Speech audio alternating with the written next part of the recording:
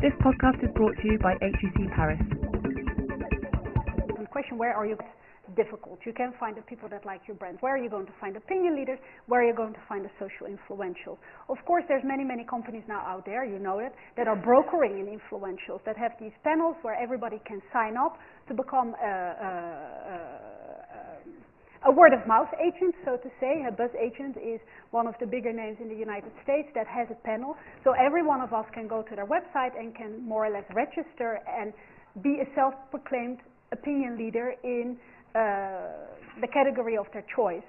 Of course, research has already pointed out, shown that these self-acclaimed opinion leaders are much less effective than people that are singled out as opinion leaders by their peers. So in order to start thinking about who are the influentials, you might not, rather than asking people, so are you actually an influential about cars, you might go and ask other people around them, so who would you turn to? But okay, it makes it more complicated, it's not that easy. So again, one of the reasons why the industry has jumped so much on the social influentials is because that has become so much more easily measurable on the internet. Because you can go on Facebook and you can see who has more connections over another person. So if you're thinking about who I'm going to recruit for a word-of-mouth campaign, social connections are much more easily measured nowadays. And this is why the industry has adapted that so much. Now, to quickly finish this whole story about the influencers, I want to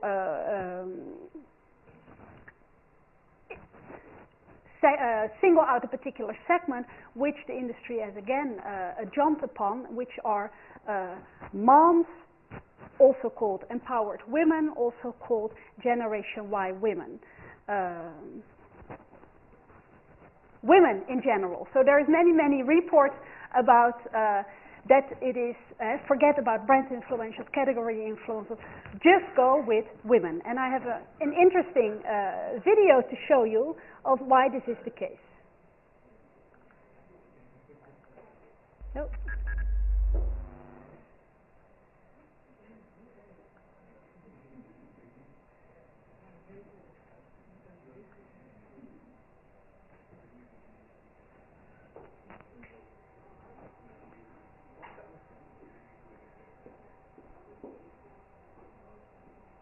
Viral marketing. Meet the buzz queen. How many of you are looking for ways to create buzz for your brand? Viral marketing in all its forms, live, in-store, online, is on everyone's lips. Sorry. Now's the time to target your best buzz agents. Look no farther than women. They're the most skilled word-of-mouth ambassadors you will ever meet. Sharing information, good or bad, is a talent that women learn by osmosis from their girlhood. I tell everybody everything. Like, this is what I'm doing because I want to compare notes with all of my friends. For men, information may be power.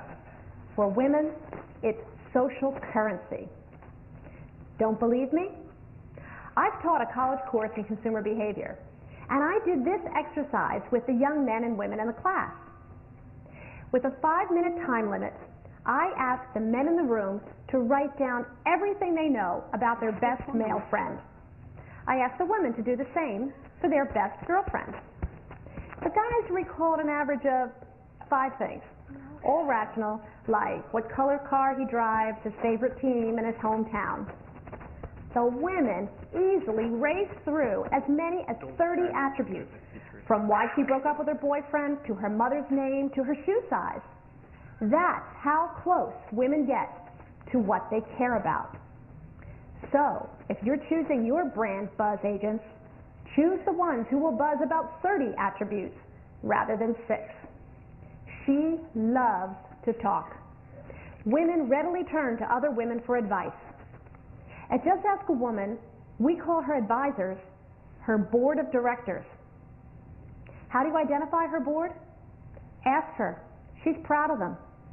How do you reach them?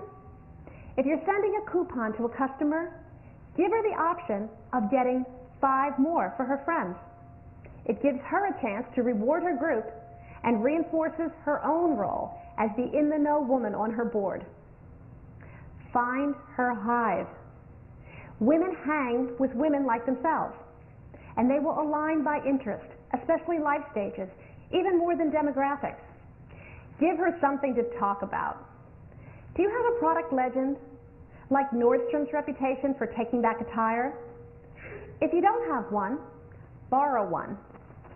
Aerosol shoe salespeople now come around the counter and personally hand their purchase to customers. Or build one, like Westin Hotels, whose heavenly bed has created major talk value among women who plan most travel. Buzz. You've got to have it before you can spread it. Then let women get you humming. If you want to know what women want, just ask. This is Mary Lou Quinlan for Just Ask a Woman.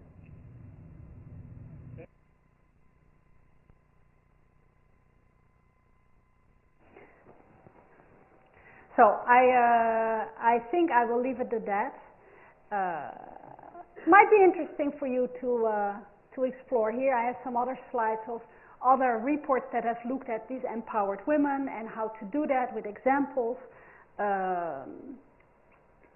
And actually all the reasons they give here and how you can engage your customers, I think, are not only valid for women but for other customers as well. So I have uploaded a report that addresses again this issue of how you can enlist, recruit, influence women to be your influencers. Look under news flashes. So then I'd like to give the word to the groups to present their campaigns. So we have group 1 and group 2. Group 2, well actually we will start with group 2 that has talked about the Whopper sacrifice. So group 2. Here. Now we need to give you maybe we'll give, yeah?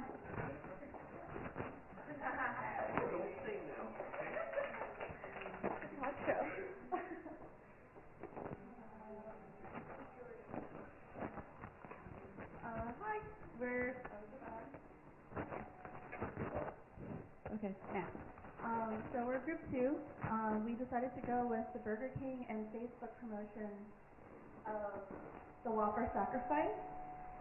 And essentially it was friendship is strong, but the Whopper is stronger. And what you had to do was sign on with this application on Facebook, and you had to drop 10 friends in order to get a free Whopper coupon. And it was kind of controversial because in the end you also it also shows up that sorry. So you have to it basically shows that you dropped a friend. So if I dropped I don't know, Anna as a friend, it would say Jennifer dropped Anna for a Whopper. So that was the controversial aspect of it, because usually these companies ask you to add a friend to spread the word of mouth. So this was created by the agency Kristen Porter Boguski, and it's kind of a funny story with Burger King and their branding story, because they had been kind of reinventing themselves for quite a while, and it was only until 2004 when the new CEO had kind of started to make a consistent branding platform. And so in that regard, that's when they started to use the whole persona of the king, I guess similar to the Yahoo man kind of persona. And they utilized the viral marketing opportunity using this fresh thinking idea of Facebook while still reinforcing their brand position. So they utilize the power of Facebook and the fact that a lot of it is like you add your entire high school, and a lot of it is just superficial friends that you don't really talk to, nor were you ever really friends with, but because you went to high school with them, you add them on, and they're kind of expendable, so you drop them to get a Whopper, I guess. And in addition, they utilize the volume and activity of Facebook. So I guess to the point that you made before, sort of the potential market of Facebook. And in addition, it kind of quickly became a community market where they actually had websites that kind of helped you find ways to drop more friends and get another Whopper coupon or whatever. So the result of that was that 233,000 friends were dropped. So and this was only within a week. So 82,000 users had used this, and that's the message, actually, the first bullet point That's the message that you'll get if you click onto the application. So, you know, they're very proud of their accomplishment. And Facebook had actually made Burger King sort of disable the application because it violated their privacy, I guess their privacy policy. Because usually when you drop a friend, it doesn't show in the news feed, but this one, it clearly shows that you would rather drop a friend to get a free burger. And a lot of people actually felt that Facebook jumped the gun in shutting down the application and kind of overreacted because it was just, you know, much to Burger King's position, it's a tongue-in-cheek kind of humor. So the triple Whopper key learnings that our group found on this was that Burger King clearly understands the potential and power of Facebook. And in addition, as marketers, it might be easier to forgive afterwards because if we had kind of, I guess if Burger King had asked Facebook and explained to them the whole application, then maybe they wouldn't have let them and they would have missed this opportunity. In addition, the good follow-up for Burger King is their website. They have so many engaging different things, like you can synchronize yourself. You have a subservient chicken where you type in a command and it does whatever it is, and it's like a real live person in a chicken suit, among other applications. So it's sort of like you need to have the whole package. You can't just have a fun, entertaining idea and then that's it. You have to have sort of a consistent reinforcement of it, which brings us to our recommendations that they have to continue this. And in addition, they have to see that the potential of this is clearly a cult brand potential. And an example that we kind of saw was Improv Everywhere. It's just a guy in New York who will do different things, like he orchestrated an event at Grand Central Station where it's like everybody freezes in time and people, like commuters, are just walking around and seeing things. So it's kind of a Burger King community kind of could do something to that extent because they've already done something to that extent with the Whopper freakout. They had basically people saying that the Whopper's not offered here anymore, and they filmed them, and people are like, "What do you mean the Whopper's gone?" And it was actually a true testimonial of how important the Whopper is to Burger King.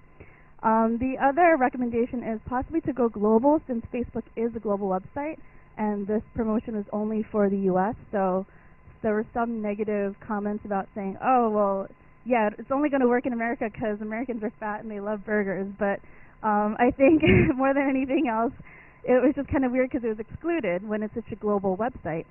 And in addition, McDonald's is extremely global, so Burger King kind of needs to compete with that, especially since they have like kind of a cool alternative positioning on things. So that was sort of our fun in discovering the Burger King Whopper sacrifice.